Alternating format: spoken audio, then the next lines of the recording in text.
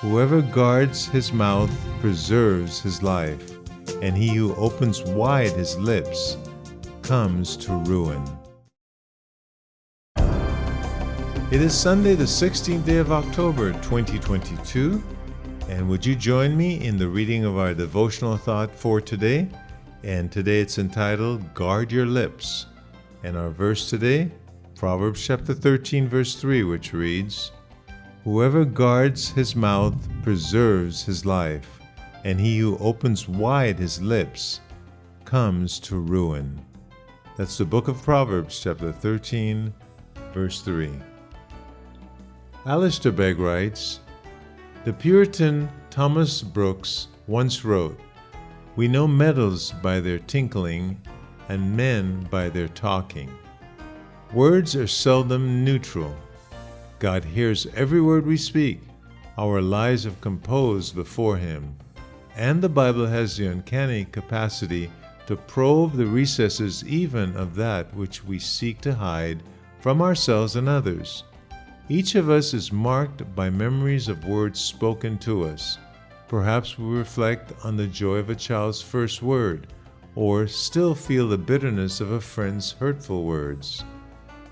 From our earliest days, we learn how to use words both to bring harm and to bring gladness.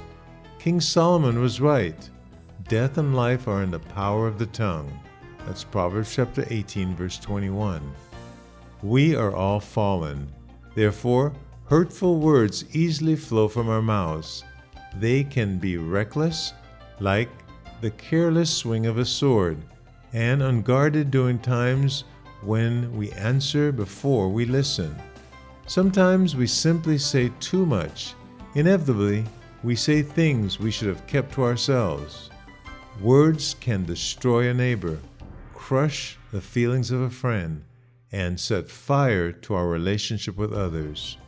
One wrong word can spoil a person's character, smear a reputation, or mar the usefulness of someone else's life for a very long time. We know all this, yet how hard we find it to guard our mouths. How often we close our mouths too late, only after we have opened them wide and brought damage to ourselves or to others.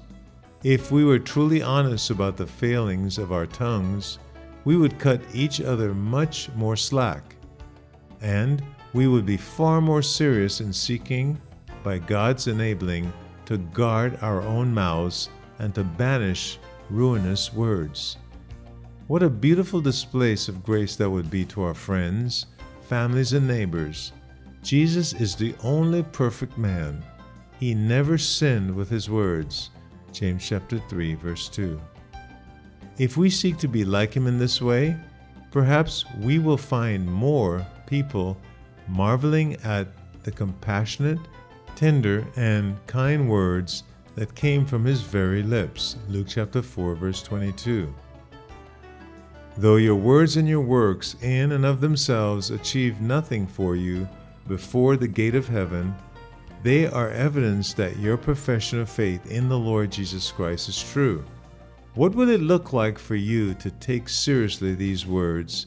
Everyone should be quick to learn, slow to speak, and slow to become angry.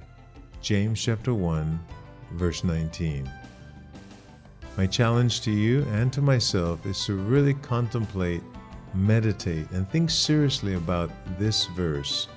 Everyone should be quick to listen, slow to speak, and slow to being angry.